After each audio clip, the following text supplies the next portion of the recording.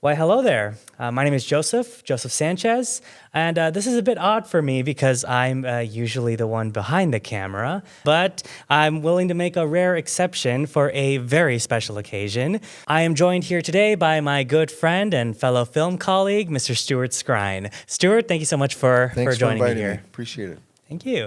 Tell us a little bit about yourself and your work. Well, I started in the film production industry way back in 1988. I worked on a feature film that was filmed up in St. Cloud, Minnesota, and I was a senior in college at St. Cloud State. I was doing a kind of a TV broadcasting curriculum at St. Cloud State, and I knew I kind of wasn't sure about that as a career. But then this process of making a feature film with a group of people really, bit me, and I was interested in that. And so after that film experience, I moved to the Twin Cities and then started to pursue film production and worked in a variety of different areas: art department, props, set dressing.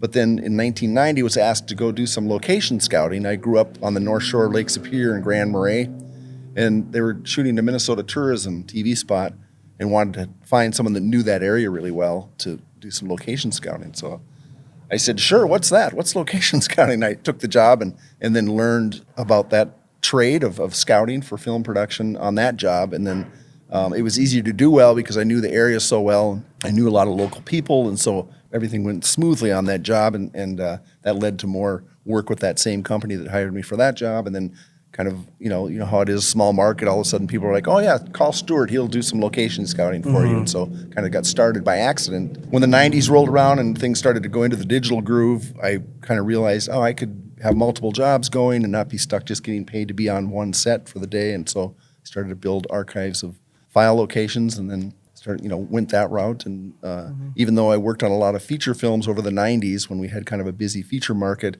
I was always still location scouting on TV spots, and then eventually some of the movies as well, like Fargo, for instance. And then after that slowed down with those feature films around 2000 or so, then I've been location scouting ever since and location managing projects ever since. Yeah, Stuart, you have worked on a number of projects here in Minnesota. You were very active in the local film production community.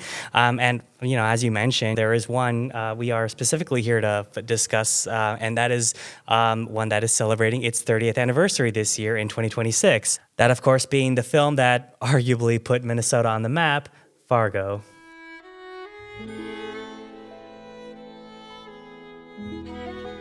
A lot can happen in the middle of nowhere. It is a film that really needs no introduction at this point. Written by the Coen Brothers, directed by Joel Coen, and produced by Ethan Coen, the film stars Frances McDormand, William H. Macy, Herve Presnell, Peter Stormare, and of course the always funny-looking and funny acting Steve Buscemi. Now, Stuart, you and I have known each other for quite a number of years now. Sure. We've even worked on a few projects here and there. But I don't think we've ever had like a proper sit-down conversation or in-depth discussion about your work on one of my personal favorite films of all time. So yeah, first and foremost, tell me what exactly was your role on the film, and how did you get involved with that project? Bob Medcraft, who at the time was the location manager on that project and then has since gone on to be the Coen Brothers executive producer for many of their films. And so, but he lived here then, and so I had known him over the years working as a location manager on projects, and he knew that I was interested in doing location, so he hired me as a location assistant, and I started scouting in pre-production for him and then stayed on and worked throughout the whole film as a locations assistant. Yeah, no, I see here on IMDb and in the credits, there's the whole location department listed there. There's, of course, Robert Graff there as location manager. You are credited as the location assistant, alongside another individual named Donald J. Koshel. Yeah. Good friend of mine. Yeah, and there's also Rachel Lynn, assistant location manager. Have you previously, I think you kind of touched upon this a little bit, but have you previously worked with before or since with anyone on that locations department? Donald Koshel I've done projects with over the years. He eventually became a producer and a director of photography, and so over the years we've done projects on and off, and I still stay in touch with him. And then Bob Medcraft, I haven't seen him in a while, but he's doing very well on the West Coast and executive producing the Coen Brothers projects and other successful film projects. Speaking of the Coens, did you know about that? I mean, they were pretty early on in their career when they made Fargo, but did you know about the Coen Brothers before working on Fargo? Did you know they were from Minnesota or? Sure, yeah, I knew that, and I was a fan already, and so was excited to hear that they were coming to town to do Fargo. When I first read the script, I was like, interesting. I wasn't sure how that was going to translate, but then, of course, after starting to watch the dailies and watching those guys work, I thought, well, this is going to be interesting. Of course, I, at the time, still didn't realize how successful it was going to be. That was amazing. But yeah, the Coen Brothers, super fun to work for those guys. They're very down to earth. They're collaborative.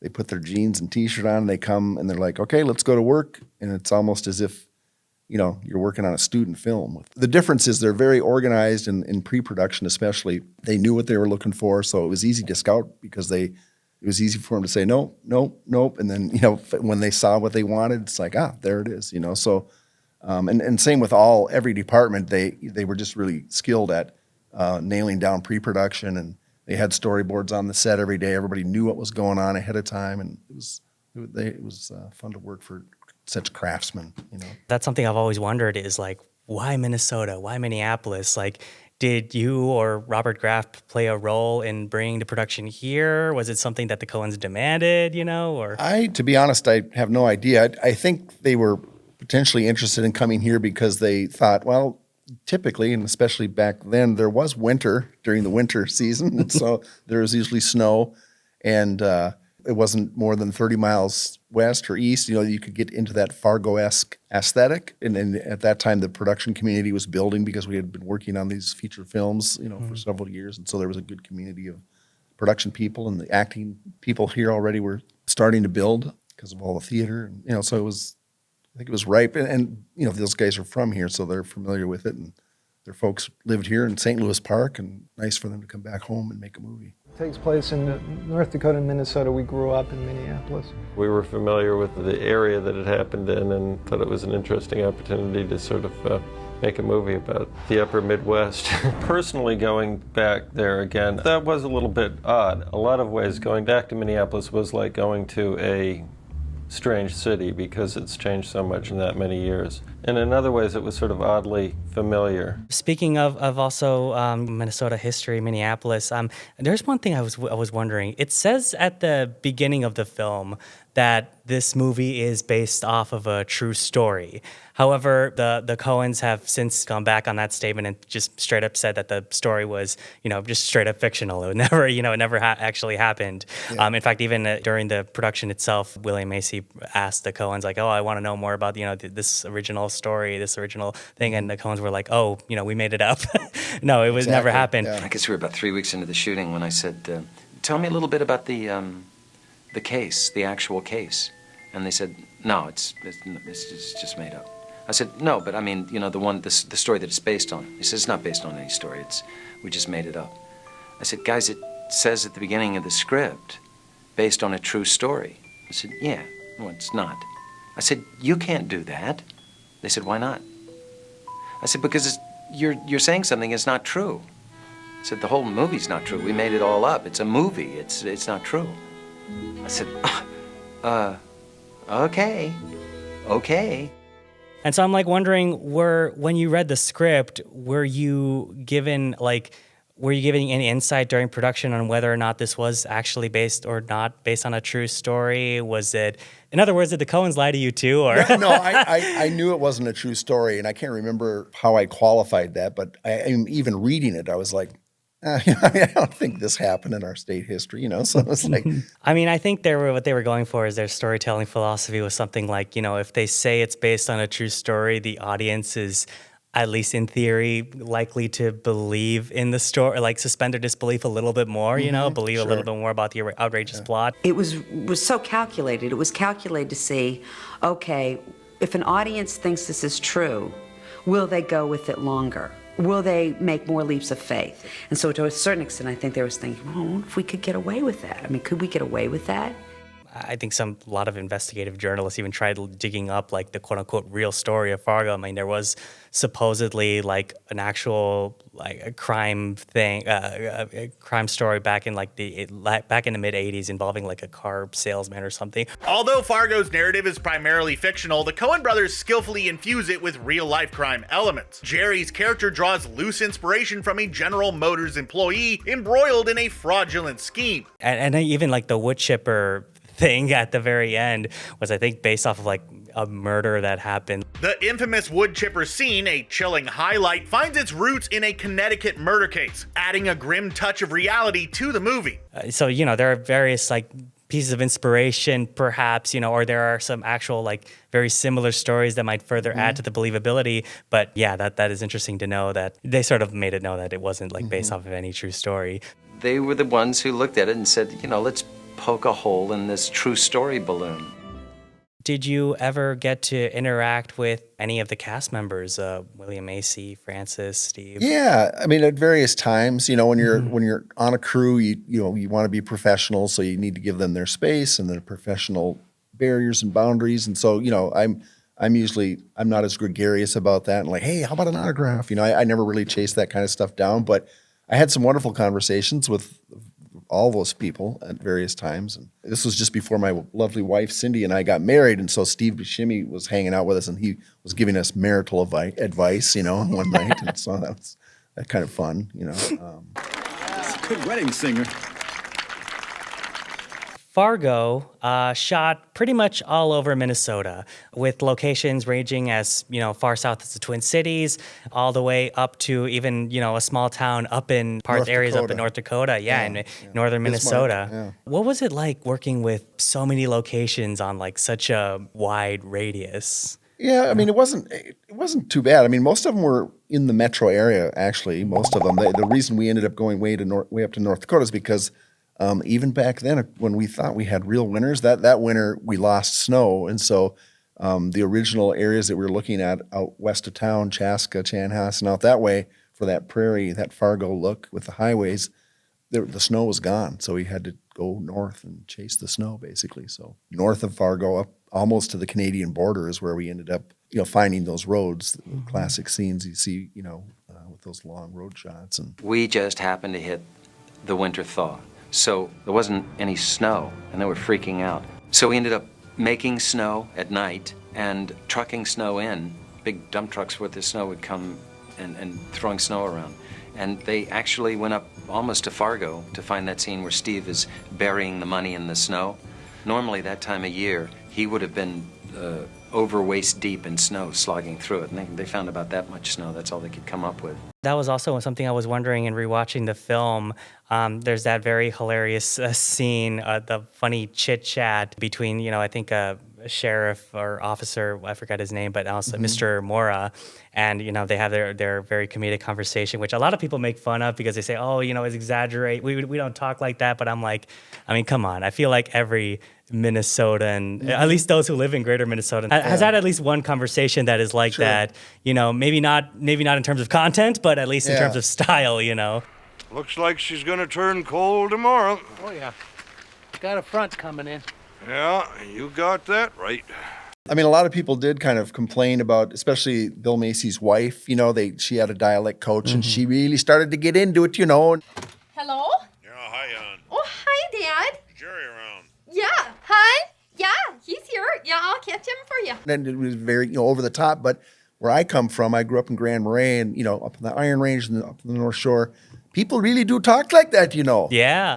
Oh, you betcha, yeah. So, I mean, to me, it wasn't as foreign as I think a lot of people that grew up in the cities hadn't been exposed to that kind of that dialect where they really stretch it out to that Norwegian, Swedish. Oh, Norm, you see, if we got the shack out on the ice, then we could catch us some nice walleye for supper. Even though there was a lot of people that said it was over the top, I think it was accurate, actually. No, yeah, especially like, you know, greater Minnesota region, or even a bit more in Wisconsin, of course. But yeah, I was wondering about Halleck because in researching where the various filming locations were, I was so amused by the fact that there's always this. It seems like a majority of the locations were still in the greater Twin Cities area, a small cluster there. But then there's that one scene, apparently you guys shot it all the way up in Halleck, which is this small town all the way in the northwest corner of the state. And I know you said you guys had to film some stuff up there because of the snow, but I'm like, was that also like, because when I saw the movie, I originally thought, and I saw like the grain elevators in the background, I thought, oh, okay, I think I know where they've shot that. I think, it's probably those grain elevators down Hiawatha Avenue. And then, no, that is like 5 hours northwest of the Twin Cities. So like, how did you find that? Why did you go all the way up there? And the local actor that started the Jungle Theater, Bane Belke, he plays the guy, the homeowner out in the driveway. He does. They're shoveling snow and stuff in the driveway, and they start talking to the sheriff and stuff. And that day, it got pretty warm. It was like 40 degrees. So it was supposed to be a snow shoveling scene, but it ended up being like pushing water down the driveway and because it was pretty warm and trying to still make it look like wintertime. We were pretty fortunate with the weather because there still was enough snow to make it look fine, but it was getting warm quick. And one thing that happened to us up there is we had a base camp out on the corner of a beet field. So all of our trucks, all our production vehicles, everything were base camped there. And in the middle of the night, Bob Medcraft got a call, and that field was flooding because the snow was melting. It was warm. It hadn't froze that night. And so all the Teamsters, everyone had to wake up and go up there and drag all these vehicles out of this field because it was turning into a lake. There was one special effects vehicle that didn't make it out that was stuck, and they had to get a wrecker and tow him out eventually. Bob scrambled and found a farmer that had a big enough farmyard to basically pull all the vehicles into and turn that into a quick, spontaneous base camp. So yeah, we made it just in time, basically, up there, too, as far as the snow. They needed more help bringing the squad cars back from up north back to Moorhead. And so I drove one of the squad cars back on the highway, which is always interesting because, of course, I had a big line behind me because they thought I was a real officer, and I kept trying to tell people, no. Don't worry. Anyway, but yeah, that was what I did for a few days, was drive the squad car back to town. I love how Minnesota, we're known for our winters, infamously known for our winters. Normally, that time of the year, Minneapolis is so cold that the witch's tits call in sick. And I just love how the Coens finally make a movie in their home state, and they shot it on the one winter that is one of the warmest we've had in decades. We just happened to be shooting in Minnesota in the second warmest year in the last 100 years, and probably the driest. So it's very, very, very funny there, that there timing. There were some good winter scenes, though, like that classic with Bill Macy in the parking lot where he's scraping the ice off the front windshield. It's just like... Again, that's something we've all had, our ice scraping tantrums in the morning. Yeah.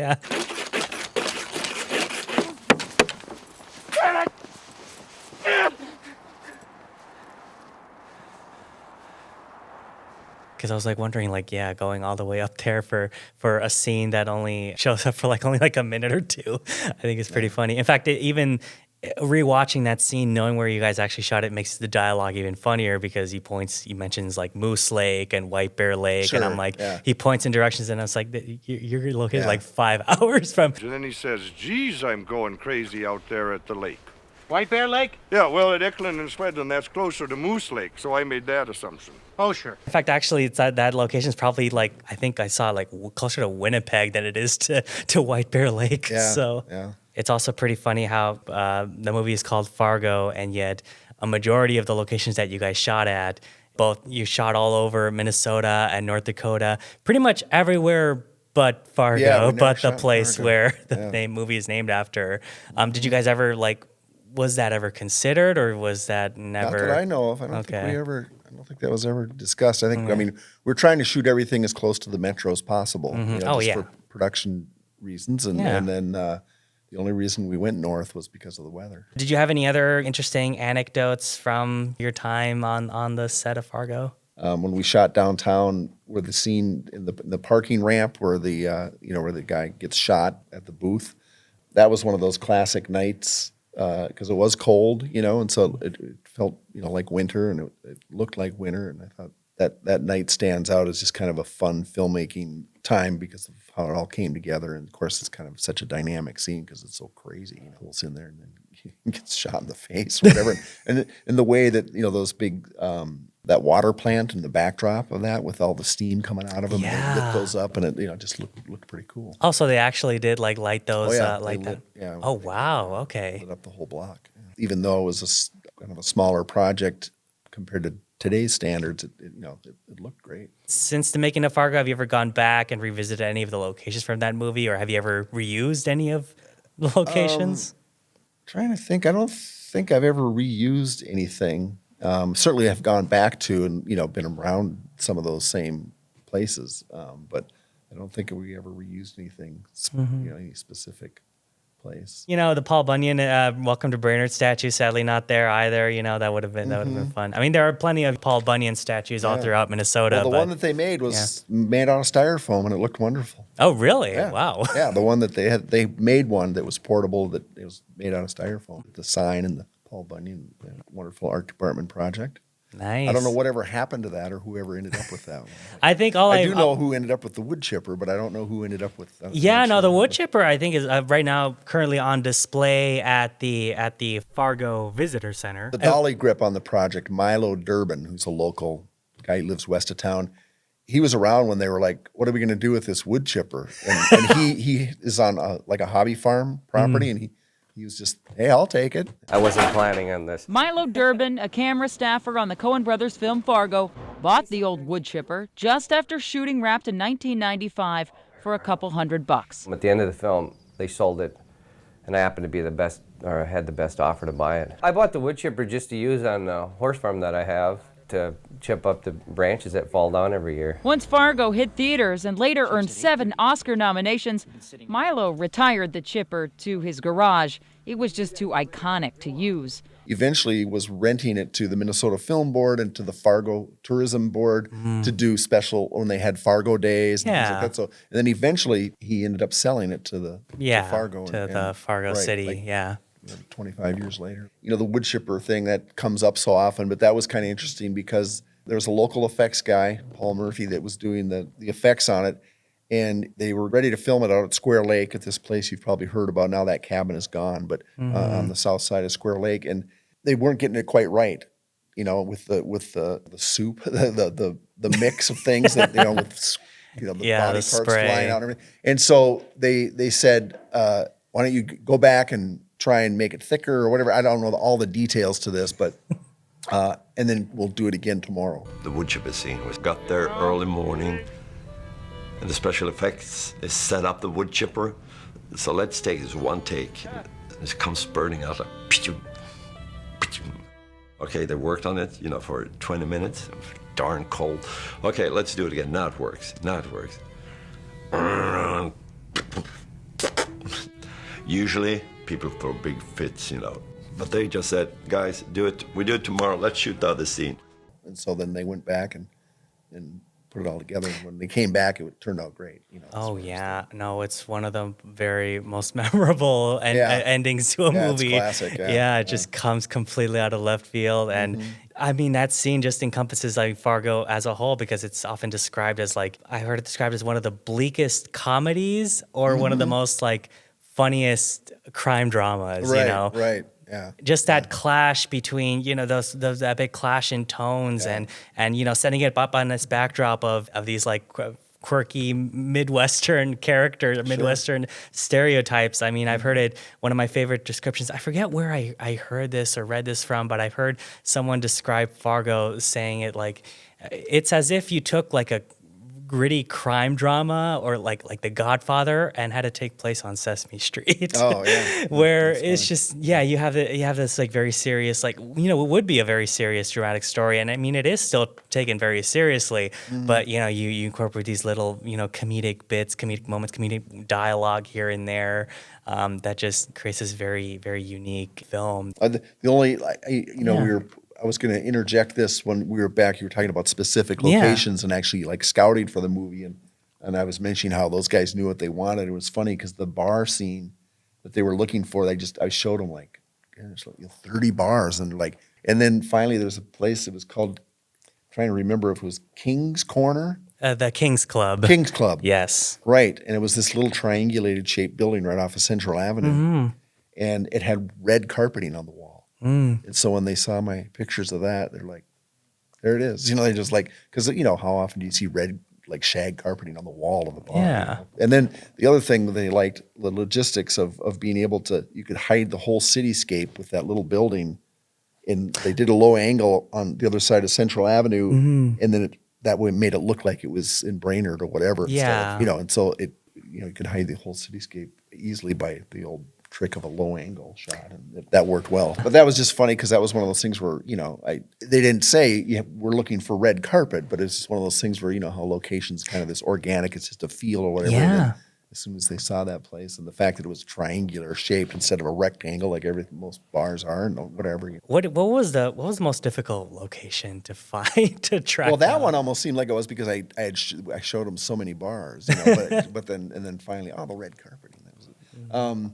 I mean, another little fun story is the scene where they come to the cities and then he gets a couple ladies in the apartment with him or whatever, and they run it down the hallway and all that scene. Yeah.